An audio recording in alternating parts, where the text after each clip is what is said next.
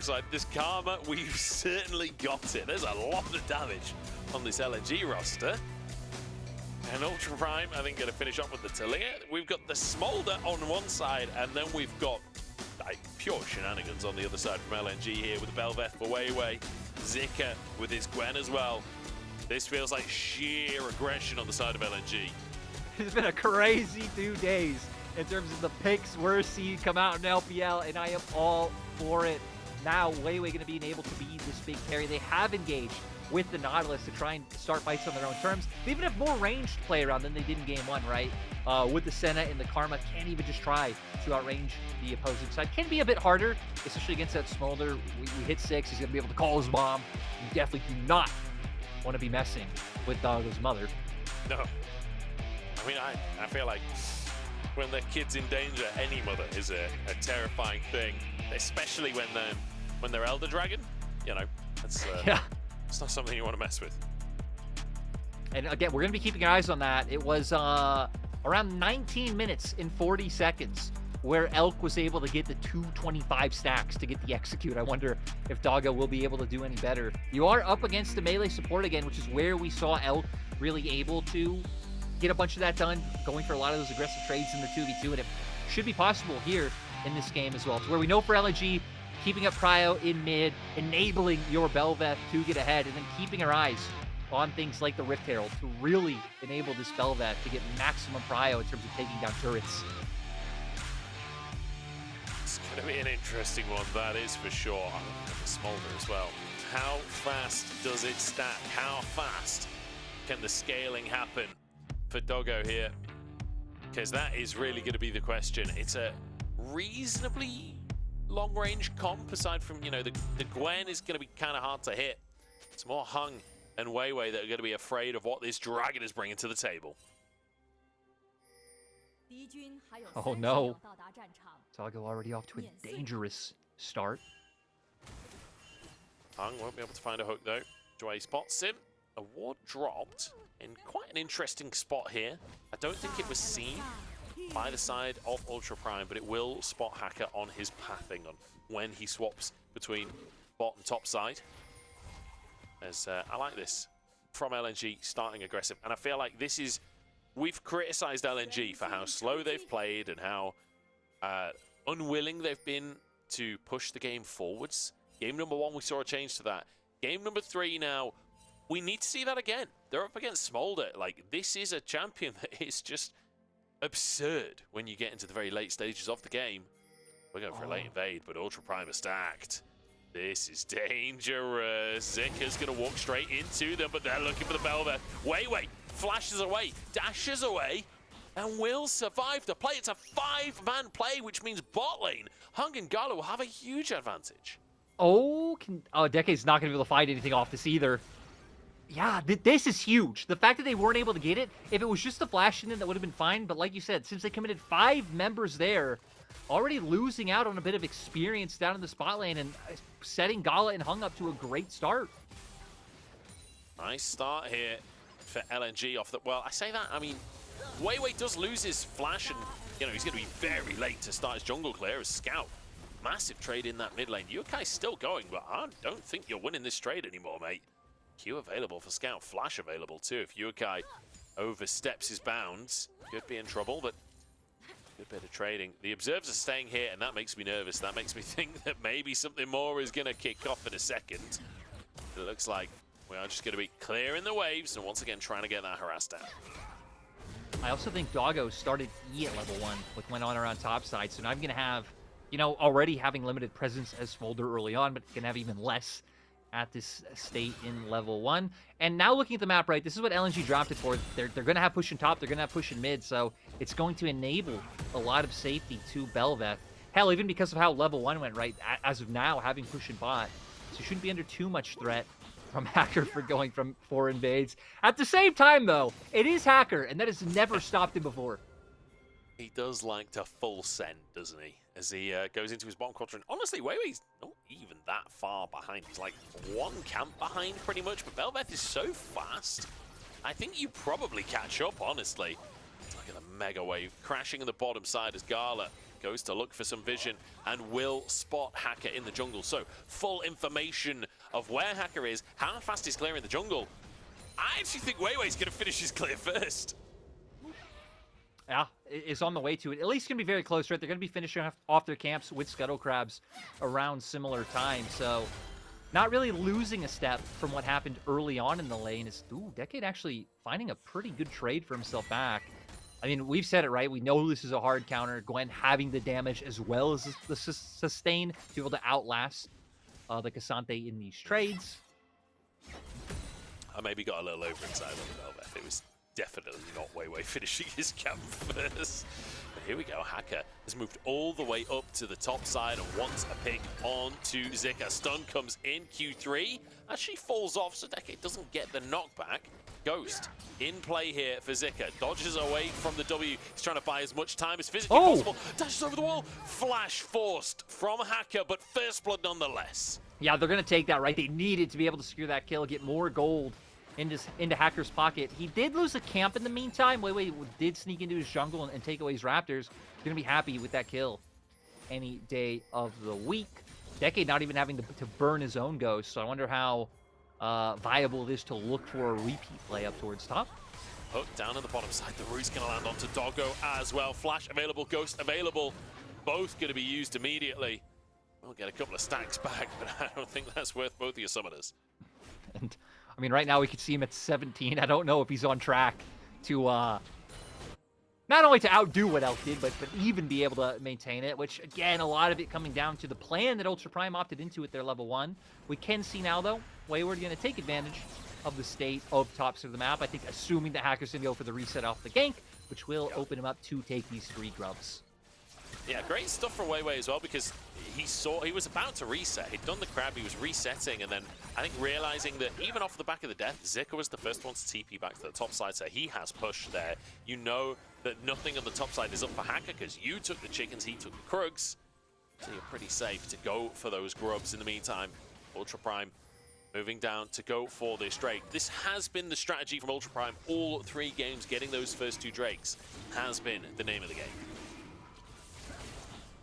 Yeah, so Ultra Prime going to be able to confirm this one, despite the fact that their bot lane has been pushed in a lot of the time. I mean, that hasn't really kept Doggo down in terms of CS. He has been able to keep up. I mean, with the Belveth on one side kind of being what LNG's banking on and Smolder on the other, right? I think this time around, especially a more tempered game, does make a bit more sense. We're already seeing the start of the annoyance that the Senna provides. Yeah, the Senna. So frustrating to have to play against. He moves up to that top side. One thing is, Zika already having a pretty sizable CS lead. Do you really want to take the XP from your Gwen? I feel like the Gwen's quite happy being alone. Especially when you think about that now you're going to be allowing Smolder to get plates. And, right, I'm not really too sure, you know, at what point Senna Souls outscales like the 225, you know, how much range you need to be able to hit it from to where he can't just execute you. But I'd be very scared of giving this Smolder any gold for free. Yeah. I think one of the questions as well is, like, you know, if we go really, really long, and we've got scaling on both sides of the map here, which, to be honest, like, this draft with the Senna and the Smolder feels like the epitome of what I kind of expected from these 2 teams today. Like, does the Senna range really match up to the fact that that execute is just going to keep on getting stronger and stronger? Like, do we get to a point where the Dragon executes from, like, 90% health? Like, how late can we go? Ooh, might need to pause on that. Doesn't look like Ultra Prime should be able to force any sort of engage, but even WeiWei isn't too far away waiting in the wings. I have a theory of, like, Senna bot, Kassadin mid, Kale top. Smolder's never outscaling you. True. And also, I mean, no AD carry outscales Kassadin because you don't get to play the game. Yeah. Oh, it's been a while since we've seen a Kassadin. And never that safe in the LPL in my mind, especially because I feel like watching LPL compared to other regions, like teams are much more willing to full send it with a mid dive.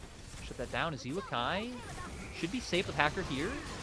Good hook comes on in. I don't think he's safe, and maybe Hacker's not safe either because they could look for more as Belveth moving over, but won't be able to find anything here. It's just going to be moving back into his jungle. Little Crab secured here by WeiWei as well. Advantages across the board here for LNG. Honestly, this is a little bit of a lane diff because we've got a huge CS lead top. There's a huge CS lead mid too. Yeah, we have the game coming through here. I didn't expect this to be a kill because I forgot Nautilus has been by himself. He has the experience. He is level 6. Immediately locked down after Scout found the root. Yuekai never even had a chance to be able to get away. No, it doesn't get to flash either, so the root lands. Scout would have had flash to follow if he'd gone for it, so I don't hate that he held on to that one. Zika up top, 20 CS lead for him. Almost, I guess, a 15 CS lead in that mid lane as well for Scout. The advantage that Ultra Prime have is Doggo scaling his way up, but whether or not that will be enough, we'll have to find out. Honestly, we've not seen enough Smolder to really know at this point. And the only team we've seen play it is BLG. So, like, are they the greatest team to show us how good or bad or where Smolder fits? I'm not sure. Yeah. Probably going to need a few different teams spread throughout the league to show us on that one, but already getting pretty close to things like the Rift Maker for Zika, having both components of it, so just needing the 900 gold able to finish that one off, trying to fight to find presence in top. This is setting up for LNG to get first hit onto these grubs. Ultra Prime want to contest. It's going to be at least 4 grubs for the side of LNG. I mean, I'm scared of a Gwen with 6 grubs. This could be bad news for Ultra Prime. They did manage to get that first Drake for themselves on the opposite side, but next Drake not coming up for another minute, so no opposite trade available for them. And let's remember, Munch, that like when these pushes happen later on, if LNG get Herald or Baron as well, you not only have the mites, you got the little corals that Belveth spawns as well. You're gonna have like 3 whole armies pushing down turrets. Look at all of the fish. Look at all of the fish. In the meantime, Decade not interested in fish. He's interested in, I don't know, dolls. I don't know where I was going with that one as Gwen. Trying to dodge away from the damage, but Yuekai finishes the job. Lobster Stone, that'll finish him. The unexpected all out, always something you have to be wary of. I love that LNG are like, well, he's in too deep. There's nothing we could do now. It does open up for Scout to be able to get plates in mid. As we can see on our screens, Doggo going to be kind of playing a PvE game this whole time as we do jump into the replay. They feel good taking these down with the fact that they have the 6 scrubs. Beautiful Q3 allows for the all-out to just bring Zika towards no man's land. Yeah, well played by Decade and Yuekai. Using the Talia ult as well to finish the job. Gets the kill, while Decade goes and sweeps up the rest of the wave underneath the tower. One thing I will say, plates very much in favor of LNG, so despite the fact that kills are up for Ultra Prime, you can see they're still down in gold. WeiWei doesn't find his knock-up. Gala chunks massively by Yuekai. Oh, does find the hook. Well, hooked a wall. No, again, anytime we're watching LPL and 2 teams are anywhere like within a screen of each other, I'm ready for action to break down. You can see both teams wanting to fight for this Drake. I'm wondering if Zika can pressure Decade out long enough for him to not join. Wouldn't have the all-out anyway, even if he did come down. Oh, great flash there. Yeah, trying to get it, but Doggo survives for the time being. Ghost available for the fight as well. Gala is already pretty low on this one, but they can't really get onto the back line. Mom breathes a bit of fire, but that's all she's going to do. It's all just hot air in the end. As now the railgun across the team, and that's a real WeiWei diving forwards. Jwei is going to be rooted up, but the knockback is huge. But is it huge enough? They've just dived into their own demise. Needleworks shreds everybody. Triple for Gala. Great fight coming out from LNG. So many kills for Gala. Scout getting big too. You saw WeiWei able to jump and pick up a lot of those. Now going to turn into a Drake. 3K gold lead out of nowhere. I gotta be honest, Munch. The turnaround was a bit unexpected. LNG off to a great start. Hacker wants to get it going. But it's actually going to be the fact that not a lot of key abilities landing, right? Mom gets a bit of damage down. Once we see the Belveth, especially able to get on the backline, Gala follow through with the ult, you have the numbers advantage. And like you said, the knockback comes through, but it kind of just leads Hacker and others to have this false sense of security into their own demise, with Zika still barreling out with that needlework. I think the needlework even just came back right before the fight started, so great timing for LNG. Yeah, it did feel like the Q3 just completely baited Ultra Prime into the rest of the fight there. It just set up for a massive burst of group damage. You know, Scout, Gala, Zika all hitting multiple members is not a position that you want to be in for Ultra Prime. And now 6-3 on the scoreboard, 3k gold lead. It's a Drake a piece as well. 6 scrubs though for LNG, and that's what gets scary for the side of Ultra Prime, because Zika, not only is he strong with that Rift Maker, but with the 6 scrubs, he can pressure side lane so incredibly strongly. And Effectively. And we're getting to the point. Rift Herald up in 12 seconds. Like I said, you know, been a while since we've seen Bel'Veth, but gets the Rift Herald, has those corals available. She gets her true form, so that is really going to make the pushing power of LNG so dramatic and so hard to deal with. You can see Ultra Prime trying to answer by stealing away camps on the bottom side of the map. It's going to give Yuekai some free time with that turret, but LNG definitely being the winners of this trade. They certainly have been. Ultra Prime, at least, like you say, they'll get a turret. It's better than nothing. But I mean, I feel like LNG passively are building the lead just in general. Like, aside from the fight, obviously, that fight has helped them a lot with the gold lead. We saw CS leads being built up. We saw them kind of doing a good job to just get their base map play on. As a Herald slams down in mid lane. No Poppy this time to do anything. As, you know, well, maybe a dragon, but look at the fish. You know, have you thought about the fish, Doggo? I didn't think so. The fish went out the battle. Fish have always been stronger than dragons. Everyone knows that. Yeah, I mean, dragons pretty much just evolved from fish, right? I mean, what could you do against... Didn't we all? Against the superior species. IRL evolved from a fish. I got... Oh, WeiWei coming down, looking for some action. You do have Weaver's Wall up for Yuekai.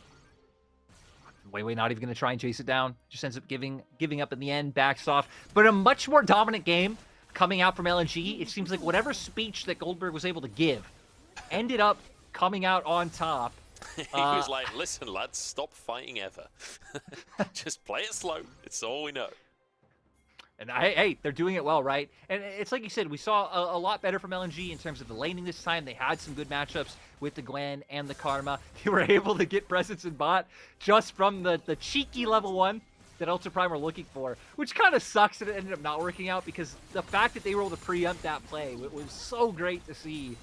Yeah. It also meant didn't have Cryo in bot, and LNG now just really taking over the map.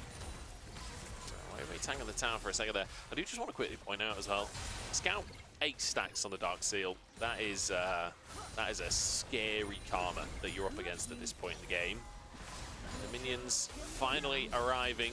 Gives an opportunity to potentially get some hits on tower, but Hacker and Jwei threatening. The tower might go down. The knockback onto Gala, and now a TP as well. They're looking for more. Flash forced out from Hacker. The roof, and it follows up as well. Mom comes in, but does nothing despite how loud she is. She doesn't really do any damage, and Zika just charging forwards with the needlework. Scout flashes to finish the kill onto Yuekai. And this was such a forced fight. No neutral objectives up around this side of the map, but LNG saw the angle. Dragon will be up in a minute, so this at least let them get some presence down here and reinforce some of the vision that they've already had. And now just furthering their lead even more. 5k up. Yeah, Drake up in 45 seconds as well. That'll be the next thing on the chopping block. Hacker forced to flash, but look at this. The root on Yuekai flashed onto Jwei as well. Yeah, it was a bit unfortunate. And then this is where it looked like, all right, Ultra Prime are going to be able to get out scot-free, or maybe I should say scout-free, but Scout flashing forward to be able to finish it off. And it just feels hard even thinking about what Ultra Prime can try to pivot into. You have things like the Weaver's Wall. The fact that you have the Swelder, in my mind, kind of signals that you still just want to keep trying to funnel farm onto him and keep the defensive vision line up. Maybe you could try and look for picks with the Talia and the Xin Zhao if anyone ever really overextends, but LNG haven't really been giving any opportunities. And Ultra Prime have to avoid the sides of the map that LNG are playing on because of how strong they are. I feel like I want someone to do an analysis of this game versus the BLG game and see what Doggo and Elk are doing differently, because Doggo, I think, on about 150 stacks at this point. He's like 1 minute away from the point at which Elk hit 225, which is where that Elder buff comes into play. If people can do what Elk was doing on the pick, it certainly feels like a must-ban, must-pick. However, Doggo doesn't feel like he knows how to do that right now. And so This Smolder just feels a bit useless, to be honest. And like we said, it's kind of sad that it really doesn't get easier for Ultra Prime going forward. J2G, TS, BLG. Those are their next 3 matchups. Engage comes out from Jwei. Gala here, but he keeps himself alive for the time being. I can't even hear myself over Mom screaming. She's a full-on Karen, that is for sure. Definitely trying to get LNG to be able to back off here, but LNG, despite the fact that they don't have much to go with, okay, Hung just gone. Oh, Jwei walks away on 1 HP as well. Could have been 1 for 1, but Hacker now buying space on the front line. Doggo stepping up. Yuekai trying to get damage down. 1 for 0 in favor of Ultra Prime. Fair play. They managed to get something for themselves, and now LNG sort of just have to walk away. Head between their legs? No, that's not it. I don't know. I like how LNG just out of nowhere randomly keep trying to set up these sieges, right? Just full on 5 people bot, nothing really around to play for. We've already stolen away their jungle camps. Just thinking that they could find something. Baron's going to be up soon, so both teams now having to focus their vision control towards top side. We'll have to see what Ultra Prime can do to get back in. Like, I'm looking at Yuekai, to be honest. I feel like map plays, trying to pick LNG apart when they're separated, that's probably the way forward. Like, for example, Scout, no flash available for him right now. Maybe if he overextends in a side lane, you could make a play, try and find him. That could be an angle. But Baron's up on the map, so you don't want to overcommit on the wrong side of the map. If Scout's not the one towards the top side, maybe he's not the target. I gotta say, though, the thing I'm scared about for Ultra Prime is even when you look past members like Scout and Gala, who have a bunch of kills and are fed, is like Zika is, I think it was like 40 CS up on Decade, so he's also a full item ahead, just like he was in Game 1. That's when we saw Zika really become a menace. Yeah, I just want to quickly check in as well on the Smolder stacks, by the way. 222 now for Doggo, so clearly the second 100 a lot faster than the first 100. Yeah. As he's about to get to Elder Dragon territory. These fights have been fairly long fights. It certainly could work.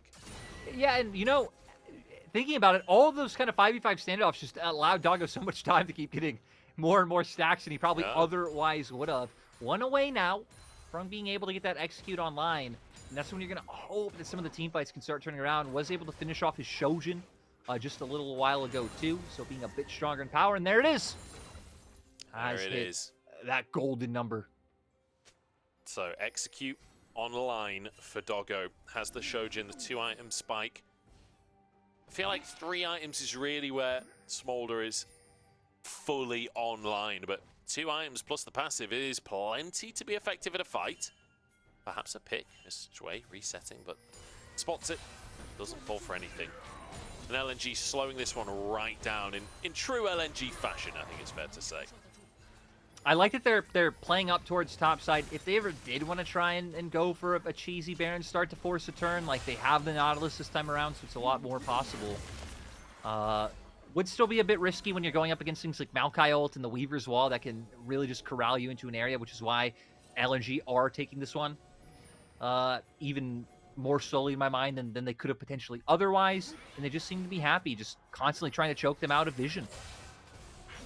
Gala trying to deny whatever vision he can, and there we go. Control ward down. Scout pressuring from the side as well. Hook onto Jwei.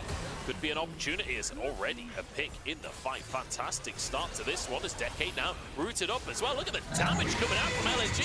The front line just does not exist. Railgun, the shields, gonna keep him. Wait, Scout was knocked over the wall by Yuekai's ult? What is that? He's miles away. But now, with a lot of those tools down, LNG feel comfortable starting up this Baron. Not only numbers advantage, but every ult from Ultra Prime other than the all-out. Oh, big chunk onto Doggo. Decade steps in. Once again, Hacker is rooted, and Zika on the top side of the play. Hook comes on through, and this could be the moment as Yuekai forced away. WeiWei low on HP. Decade trying to finish the job, but Belveth is just invincible when she wants to be. Gala survives, and LNG turn to the Baron. Now they're going to be able to go back for it. Ultra Prime still have 4 members up, so you assume they're going to contest. We can see the TP coming out now from Yuekai. Doggo's ult almost back online.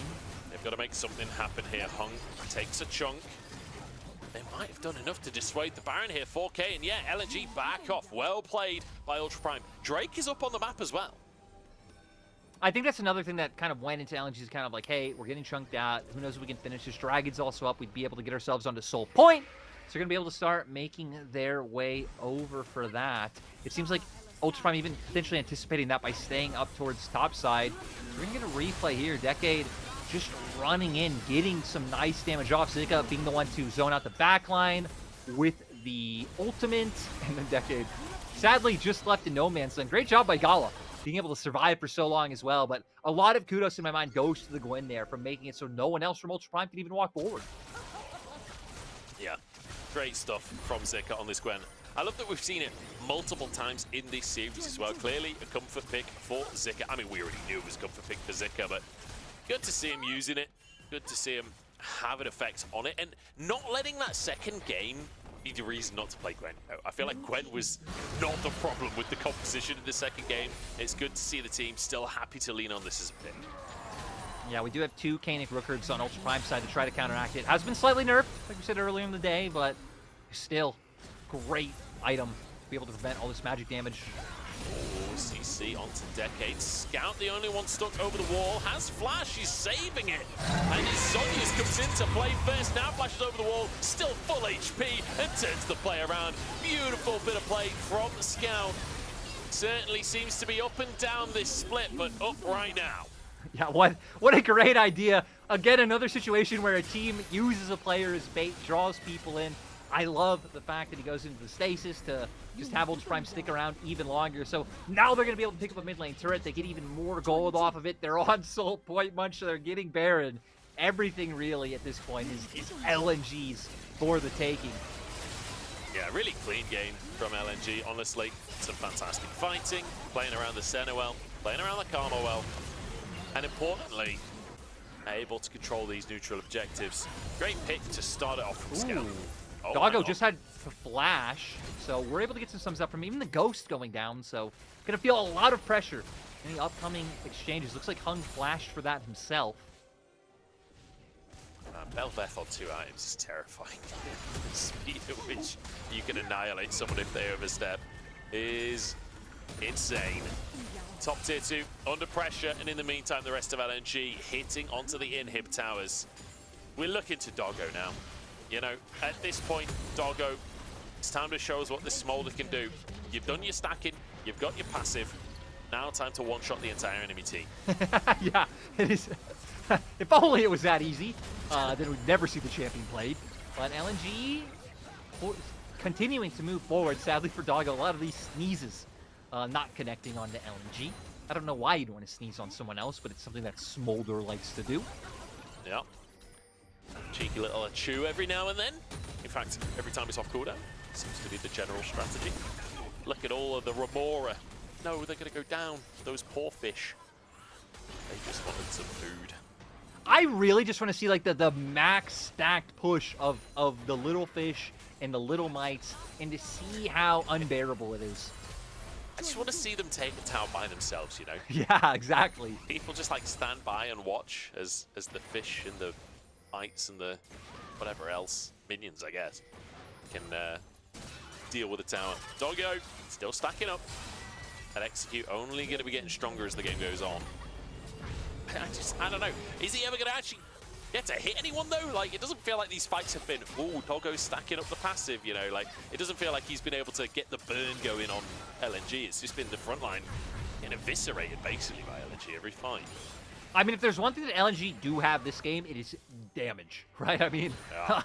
Gwen, Belveth, Karma, Senna, it is hard for anyone to walk forward. We've seen Decade have, you know, a bit more durability, a bit of a time being able to survive, but he is still being outclassed in items. Look at that gold difference in top, especially 4,000 in favor of the Gwen. Yeah, I mean, he's almost got a Flame Horizon, which, you know, at this point in the game, it doesn't feel as significant, you know. The original Flame Horizon was really about the laning phase, and we don't really have laning phases that last the same duration as they did back when the Flame Horizon first started happening. I remember when mid-game used to feel like it was like 20 to 30 minutes, and then late game was like maybe 40 plus. And now it's like, okay, early games like are like 1 to 10 or like 1 to 10, 15. Yeah. I guess 14 and then, because of the plates. Yeah, exactly. And then it's like 14 to 20 is mid game, and then in my mind, anything after that is like we are having late game fights. Maybe not this split actually. That's typically been the case in LPL. It's like 25-30 minutes is like everyone's on like 3+ items, and I feel like late game used to be way more items perhaps, but Late game used to be the complexity 60-minute game in LCS. That's what late game used to be to me. Yeah, I remember you know, back in the day when it was like, oh, who's gonna hit 300 CS first? Is it Froggen or is it Xpeke? Ari versus Anivia. And trying to break that CS record. Yeah, not the times like that anymore. We actually had some Honestly, decent thank God. trades. Thank God. Back. I enjoyed it at the time, but I'm really glad we don't just have sheer farming for 30 minutes. Even though LNG have tried to make that the meta this split. I was a big fan stuck. of the sheer opposite. I think it was like Season 3 and then early Season 4 where obviously the LeBlanc, the Deathfire Grasp, the Gragas with like the 1 point whatever AP ratios on his Q and ult that were just one-shotting people. You had people like Kerp over in the ULCS playing like the Fizz and the Gragas. Oh, God. What a fast-paced game. Gragas mid. What a time. I mean, it's playable now. Oh, much. Playable again. Gala flashes away from Yuekai, but Hacker's here to try and punish him. Flashes onto the AD carry. As in the meantime, look at the heroics from Hung to save the day. Protects his AD carry like a true support, except this one's got gold. Yuekai 1 HP. Zika is corralling them. He's like a sheepdog. An Ultra Prime of the sheep, and it's time for a bit of shearing. Taking a bit off of the top is Zika. He's got his scissors primed, and the wool is no longer Ultra Prime. Taken apart, a triple for Zika, and that's going to be game. And they already have a wave up in top side. They have minions pushing in mid. They're trying to make sure that Decade goes down as well. LNG have played it by the book, and they have shut Ultra Prime out of this one. It'll take him a minute to end. 20 seconds on those death timers, though, and Super's pushing in the mid lane. Make no mistake, LNG have won this one out. The Mountain Soul as well, helping to weather the storm. 30 minutes in, and the Drake still did nothing. Smolder, unfortunately, loses his second game and goes 1-for-1 in the LPL. But LNG finally get themselves a 4th win on the board. I mean, LNG able to make do with a lot of the lane advantages they were defined, right? All 3 lanes were winning in the 1v1s and the 2v2s. Maybe it could have been a bit different if the Ultra Prime bot lane had actually started in lane and not tried to go for their cheeky level 1 strat. I still kind of give them props for it, because seeing stuff like that, actually having the correct read, super cool, something you don't see all that often. But at the end of the day, LNG just being able to isolate their laning phases, and use that to transition into like 3 objectives like the Drake and the Grubs and Heralds. Ultra Prime just kept being like, yo, we aren't in a position where we can fight this. And those types of games are where LNG